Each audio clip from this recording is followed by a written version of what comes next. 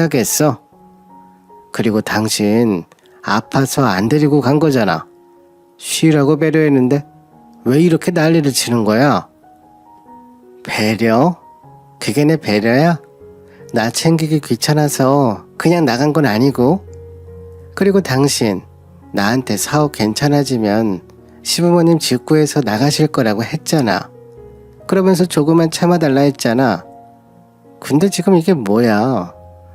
나 혼자 어른 3명 살림살이를 챙기고 있잖아. 당신은 도와줄 생각도 없고. 도대체 내가 언제까지 이렇게 살아야 돼? 집안 살림 하랴 회사 다니랴 내 몸이 성할 날이 없어.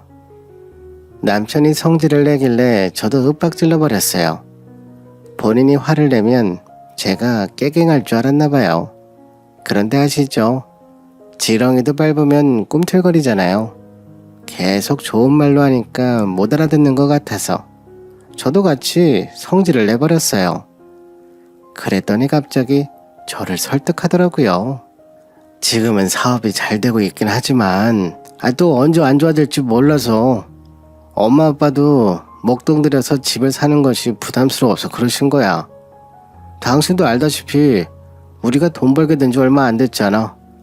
그런데 집 사려면 최소 몇 억은 필요한데 나도 이제 도울 테니까 불편해도 좀만 참고 살자. 응? 기분이 언짢고 너무 답답한 상황이었지만 어쩔 수 없다 보니 우선 기다려보자 싶었어요. 그런데 어느 날 재산세가 날라왔어요. 저희 건 줄 알았는데 펼쳐보니 시어머니 거더라고요. 시어머니 앞으로 재산세가 나올 게 있나? 라며 아무 생각 없이 보고 있는데 15평짜리 아파트가 하나 보이더라고요. 그래서 15평 아파트를 하나 장만한다는 말을 들은 게 없어서 의아했어요. 그래도 한편으로는 이사를 나가시려나 하는 생각이 들어서 기분이 좋더라고요. 그런데 이때까지도 제 돈을 안 갚아주신 상황이라 우선 시어머니한테 15평짜리 아파트에 대해 물어봤어요. 어머니, 저희 재산세 내라고 날아온 줄 알고 뜯어봤는데 어머니 명의로 되어 있는 15평 아파트에 대한 재산세를 내라고 하더라고요. 그거 뭐예요? 거기로 이사 가시는 거예요? 근데 왜 아무 말씀 안 하셨어요? 언제 이사하시는 거예요? 제가 15평짜리 아파트에 대해 물어보니 시어머니가 당황한 게 눈에 보이더라고요. 그런데 아닌 척 하시면서 말씀하셨어요. 아, 그거 우리 딸 주려고 사놓은 거야. 너는 참 내 이름으로 왔는지 제대로 봐야지. 남의 거를 그렇게 막 열어보고 그러니 나중에 너희 신우 시집가거나 우리 또 급하게 목돈 필요하게 되면 팔려고 하나 사놓은 거야. 저번에 금매로 하나 나왔더라고. 우리 상황이 계속 안정적이면 나중에 우리 딸 신혼집 하라고 주지 뭐. 근데 어머니, 제 돈은 언제 갚아주실 거예요? 아직도 3천만 원 더 갚아야 돼요. 남편도 처음에는 이자 보내주더니 이젠 또 아무것도 안 보내주고 있어요. 대출 기간 길어지면 저 신용조도 안 좋아질 수 있잖아요. 이제 여유 되시니 3천만 원 보내주세요. 그리고 정 안 되면 그냥 그 아파트 팔아서 제 돈 먼저 갚아주세요. 아파트야 나중에 또 사시면 되는 거잖아요. 제가 쓰려고 빌린 돈도 아닌데 계속 대출금이 있으니 신경이 쓰이더라고요. 그래서 15평짜리 아파트 팔아서 제 돈 좀 갚아달라고 말씀드렸어요. 그랬더니 펄쩍 뛰시더라고요. 지금 팔면 손해야. 요즘 집값 떨어졌지 않니? 그리고 3천만 원 갚으려고 이 아파트 파는 건 좀 아깝지. 금방 갚아줄게. 3천만 원 정도야. 너무 걱정하지 마라. 시어머니도 금방 돈을 줄 것처럼 하더니 차일피일 미루더라고요. 하지만 그때마다 제가 계속 물어보니 제 눈치가 보이셨나봐요. 괜히 부동산 얘기를 하시고 계약하고 오겠다며 나가실 때도 있었어요. 이번에 부동산 가서 15평 아파트 내놓고 왔어. 거기서도 지금 팔면 손해라고 했는데 내가 우선은 내달라고 했어. 그러니 좀만 기다려라.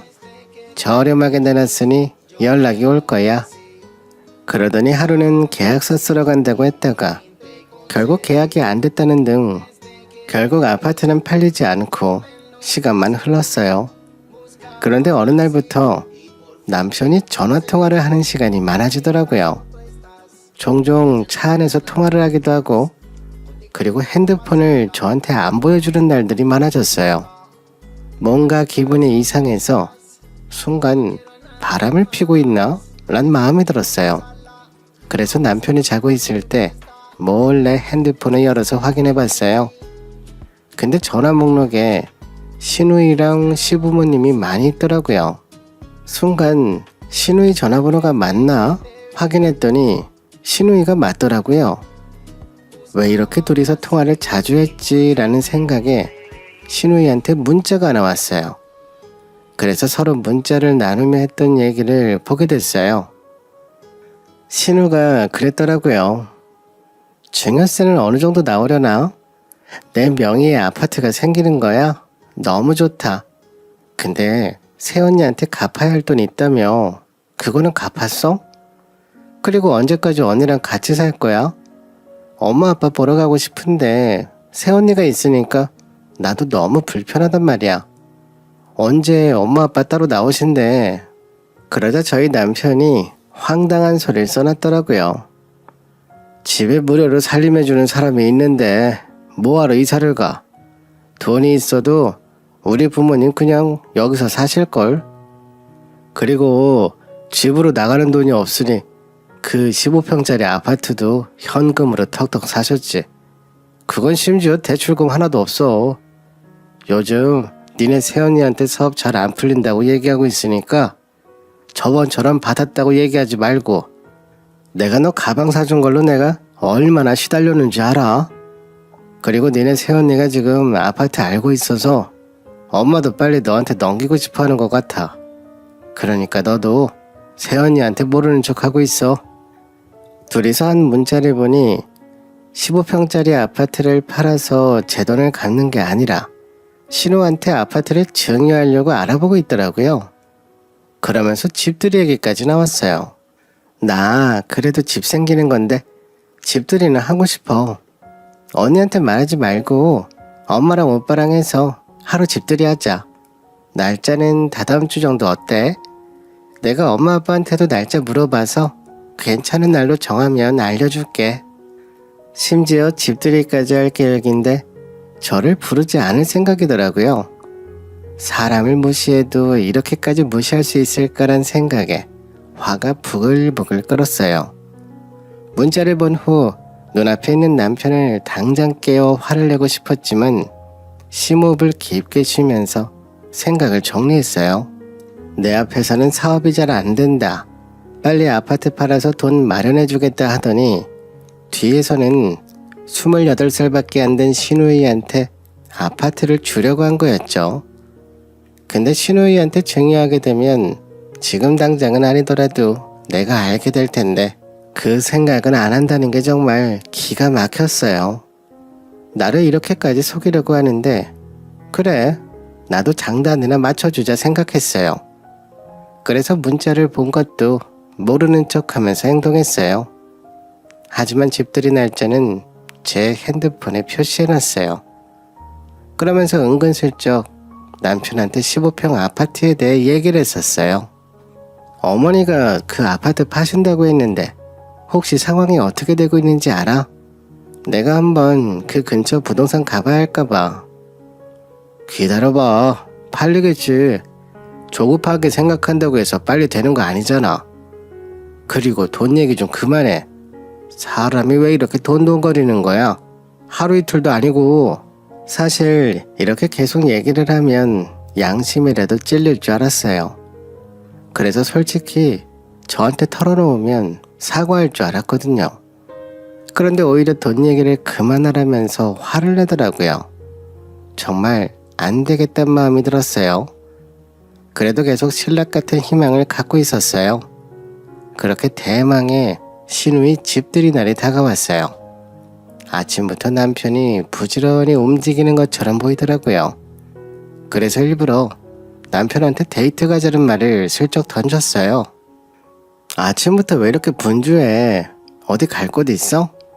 없으면 나랑 같이 근처에 축제한다고 하는데 거기나 좀 갈까? 우리 주말에 데이트 안 한 지 꽤 오래됐잖아. 나 놀러 가고 싶은데. 나름 조용조용하게 준비한다 생각했는데 제가 콕 집어서 물어보니 놀랐더라고요. 그러면서 사업 핑계를 대면서 오늘은 안 된다고 말하더라고요. 아, 오늘은 좀 어려울 것 같은데. 같이 일하는 거래처 중 한 군데가 오늘만 가능하다고 해서 내가 좀 가서 일해줘야 될 게 있거든. 축제야 다른 곳으로 가면 되는 거지. 일을 뺄 수는 없잖아. 예전에는 일 때문에 나간다고 하면 제가 별로 물어보지 않고 보내줬었거든요. 근데 이번에는 제가 확실하게 일 때문이 아닌 걸 알고 있으니 더 집요하게 물어봤어요. 계속 물어보니 남편도 짜증이 났나 봐요. 아무래도 계속 거짓말을 생각해내야 되니 머리가 아팠겠죠. 있어. 당신이 말하면 알아. 일 때문이라고 하면 그런가 보다 하고 말지. 뭘 그렇게 물어봐. 내가 말한다고 해서 당신이 알아? 결국에는 성질을 버럭 내면서 나가버리더라고요. 그리고는 연락도 한참 동안 안 되더라고요. 언제 들어오나 보려고 일부러 거실불도 환하게 켜놓고 기다렸어요. 밤 10시, 11시 정도가 되었어야 남편이 슬금슬금 들어오더라고요. 술도 얼마나 먹었는지 가까이 가지도 않았는데 술 냄새가 풍겼어요. 그런데 한눈에 봐도 기분이 좋아 보이더라고요. 그래서 자연스럽게 웃으면서 집들이에 대해서 물어봤어요. 집들이는 잘했어? 신우이가 엄청 좋아했겠네. 집들이 선물은 뭘 했어? 당신도 엄청 재밌었나 봐. 술도 이렇게 많이 먹고 오고 본인이 아침에 집들이 얘기 안 한 줄도 모르고 술술 얘기하더라고요. 취했으니 앞에 누가 있는지도 안 보였겠죠. 그럼 직접 가보니까 좋더라. 부모님도 즐거워하시고 동생이 신나는 모습 보니 나도 기분이 좋아서 좀 많이 마셨네. 그리고 요새 동생이 만나는 사람이 생겼더라고. 이제 그 집이 곧 신혼집이 되게 생겼어. 요즘에 여자가 집에 가는 경우는 거의 없는데 우리 동생이랑 결혼하는 남자는 땡 잡았어. 좋은 놈이어야 하는데 이상한 놈 데리고 오면 가만 안 둬. 그래서 제가 그랬죠. 그러니까 나도 그때 오빠를 말리지 말걸. 가만두지 말라고 할 걸 그랬나 보네. 아주 단체로 미쳤구나 니네 가족들. 제가 큰 소리로 얘기하니 남편이 소리 확 깼나 봐요. 순간 얼음처럼 굳어서 저를 쳐다봤어요. 그리고 본인이 뭐라 말했는지 지금 어떤 상황인지 파악하느라 눈동자가 바쁘더라고요. 내가 참다 더 이상 안 되겠다 생각해서 이렇게 말하는 거야. 사람들이 정도가 있어야지. 매번 나한테 돈 갚는다 해놓고 이제 겨우 2천만 원 줬잖아. 3천만 원을 언제 갚아줄 건데. 빨리 내 돈부터 먼저 갚아. 당신도 돈 준다 말만 하고 10만 원 이자만 보내주더니 이젠 그것도 안 보내주잖아. 그리고 그렇게 신우한테 재산 돌리면 내가 못 받을 줄 알아? 그러자 남편이 짜증을 내며 아니 내 돈도 아니고 엄마 아빠 재산을 자식한테 증여한 건데 당신은 도대체 뭘 바라는 거야? 그리고 남편 사업하는데 와이프가 돈 좀 빌려줄 수 있지? 지금 우리 부모님이 준 15평짜리 아파트가 탐나서 이러는 거야? 그리고 솔직히 당신이 예전에 우리 회사에 투자한다고 했었잖아. 투자한 돈은 회수할 수도 있고 못할 수도 있는 거지. 왜? 신우이 집 생기니 배 아파? 새언니가 돼서 그거 참 추접스럽네. 추접? 추접스러울 만한 게 있어? 고작 15평짜리 집으로? 내가 추접스러운 게 아니라 니네 가족들이 지금 추접을 떠는 거지. 그럼 내 돈은 더 이상 줄 생각도 없고 안 주겠다는 거지. 알겠어. 그리고 내가 투자하겠다고 한 돈은 1,000만 원이었지.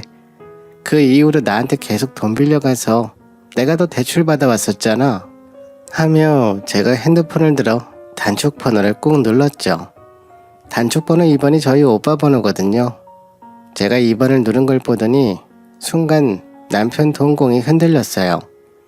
이때가 밤 11시 정도였는데요. 소아음이 한 두세 번 울렸나? 그 뒤에 바로 오빠가 전화를 받았어요. 전화기 사이로 저희 오빠 목소리가 나오니 남편이 벌벌 떨더라고요. 무서웠겠죠? 뭐야, 이 밤에 무슨 일이야? 왜 그래? 제 이야기를 듣더니 오빠가 당장 오겠다고 하더라고요. 그리고 오는 길에 저희 아빠한테도 연락을 했나 봐요. 한 20분 지났나 저희 현관문 두드리는 소리가 들렸어요. 제가 문을 열어주자 오빠가 성큼성큼 들어오더니 남편을 잡고 바닥으로 엎어치기를 해버렸어요. 남편은 바닥에 넘어진 채로 얼굴이 새파랗게 질렸어요. 남편은 간단하게 짐을 싸서 집을 나갔어요. 아마 15평짜리 신혼하러 갔겠죠. 오늘 집들이를 하면서 시부모님은 거기서 주무신 것 같았어요. 본인 아들이 새벽에 오면 상황을 알게 되겠죠. 역시나 다음 날이 밝자마자 시부모님이 남편을 데리고 왔어요. 갑자기 새벽에 본인 아들 얼굴이 엉망이 된 상태로 왔으니 놀랐겠죠.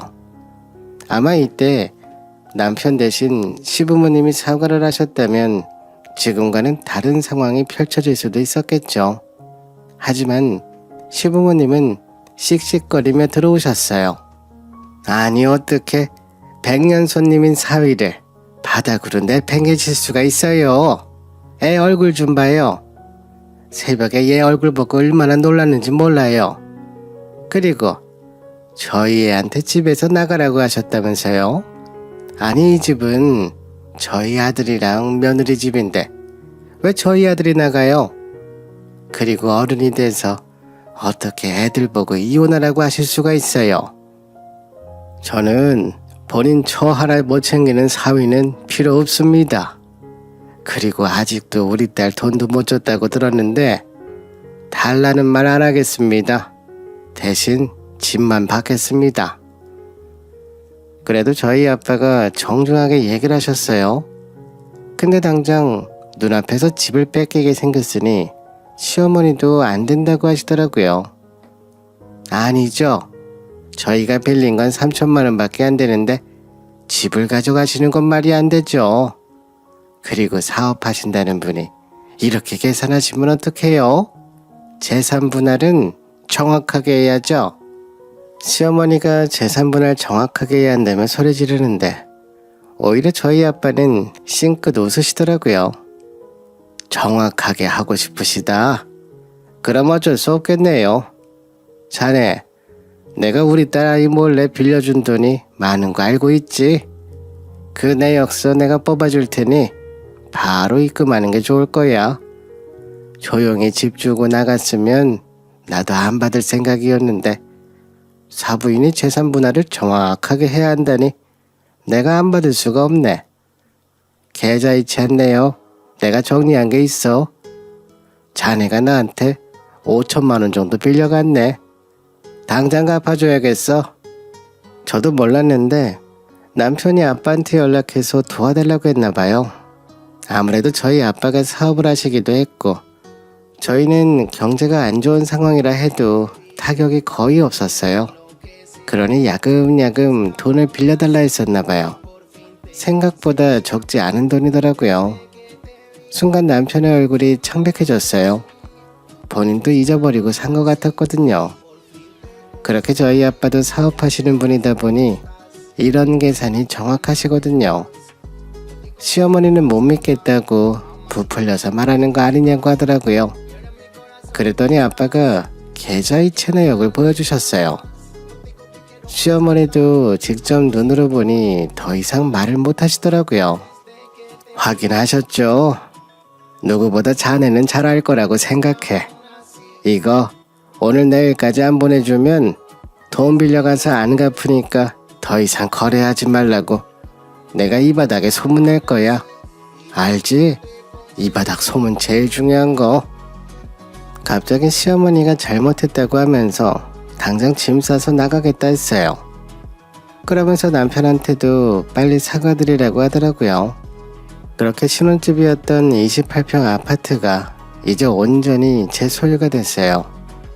제가 혼자 살게 되니 저희 아빠랑 오빠가 걱정이 됐나 봐요. 혹시 전 남편이 와서 난리칠 수도 있으니까요. 그래서 집은 전세 주고 저는 친정으로 들어왔어요. 저희 아빠가 아무래도 사업을 하시니 자연스럽게 전 남편 소식을 듣게 될 때가 있었어요. 전 남편이 생각보다 많은 곳에서 아름아름 돈을 빌렸더라고요. 그런데 그 돈이 쌓이다 보니 큰 돈이 되었죠. 결국 그 사람들이 다 찾아와서 돈 갚으라고 했나 봐요. 그런데 시부모님도 그렇고 전 남편도 허영심이 있는 편이라 차도 비싼 걸로 바꾸는 등 이것저것 많이 사들였더라고요. 그러니 남은 돈이 없었죠. 그래서 본인들이 빌려준 돈 갚아주는 것 때문에 결국 사업을 접는다 하더라고요. 만약 지금까지 같이 살고 있었으면 저는 또 제 돈을 빌려주고 대출금은 제 월급에서 갚았을지도 몰라요.